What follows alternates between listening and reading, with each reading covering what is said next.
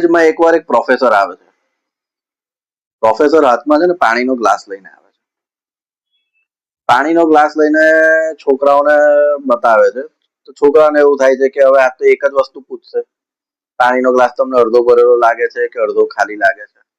પણ એની જગ્યાએ પ્રોફેસર બીજો ક્વેશ્ચન કરે છે. પ્રોફેસર પૂછે છે કે આ ગ્લાસનું વજન કેટલું હશે?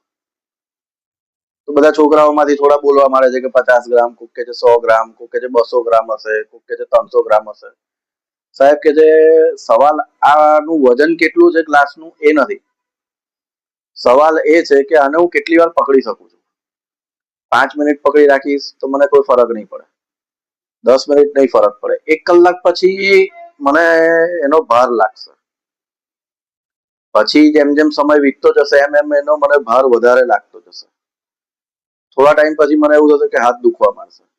થોડા સમય પછી એવું થશે કે હાથ મારો શૂન્ય થઈ જશે. અને પછી એવું થઈ શકે છે કે કદાચ એ ગ્લાસ મારા હાથમાંથી છૂટી બી જાય. ત્યારે પ્રોફેસર કહે છે કે મોરલ ઓફ ધ સ્ટોરી આ ગ્લાસ પાછળની એટલી જ છે કે આ ગ્લાસ જેવું આપણે બી ચિંતાઓનો ભાર લઈને જોડે ફર્યા કરીએ.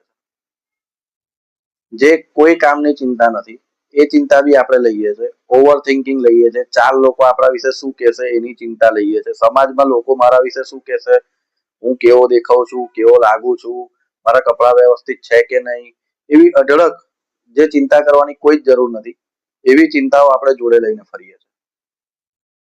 ત્યારે પ્રોફેસર કહે છે કે જ્યારે ઘરે જાઓ ત્યારે ચિંતાનો ગ્લાસ મૂકી દો. સુઈ જાઓ રાત્રે ત્યારે ચિંતાનો ગ્લાસ મૂકી દો. પરિવાર જોડે છો તો એ ચિંતાનો ગ્લાસ મૂકી દો. જીવન જીવવાનો જે આનંદ છે એ આનંદ પર ફોકસ કરો.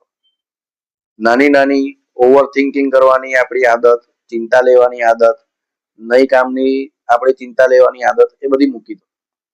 કારણ કે અત્યારના સમયમાં એવો ઘણો વ્યાપ વધી ગયો છે આનો કે નાના છોકરાઓ, 10મા 12મા ભણતા છોકરાઓ, કોલેજમાં ભણતા છોકરાઓ, જે હજી નવી નવી પોતાનું કરિયર સ્ટાર્ટ કરે છે છોકરાઓ, ઓવર થિંકિંગ અને ડિપ્રેશનના લીધે આત્મહત્યા સુધી પહોંચી જાય છે.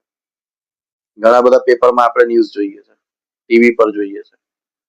તો ખરેખર આટલી બધી ચિંતા લેવાનો આપણને ખરેખર લેવી જોઈએ એ વિચારો. અને મા બાપ માટે બી એક સલાહ છે કે પોતે કંઈક બનવા માંગતા હતા, પોતે ના બન્યા, કંઈક અધૂરું રહી ગયું તું, એનો ભાર પોતાના છોકરાઓ પર કે છોકરીઓ પર ના નાખશો. દરેક જણ પોતાની કેપેસિટી પ્રમાણે છે, એમને એમની લાઈફ જીવવા દો અને લોકોને દેખાડવા જિંદગી ના જીવશો. જિંદગી આપણી છે, આપણને મન થાય છે એવી રીતે જીવો અને એ જ જિંદગી છે. આ જીવન છે, આ જીવન નથી. શબ્દ સમજજો. જય શ્રી કૃષ્ણ.